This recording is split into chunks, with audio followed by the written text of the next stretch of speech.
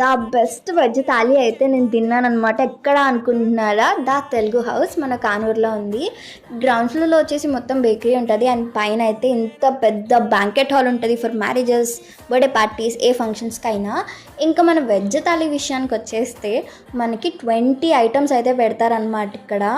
పులిహోర, బెండకాయ fry, curd, ఉలవచారు, పెరుగు చారు, సమ్ వెజిటేబుల్ పికిల్, అటకాయ ఫ్రై, ముల్లకాయ tomato and paneer curry for puri అనమాట. ఫస్ట్ మనకి 2 పూరీస్ అయితే ఇస్తారు.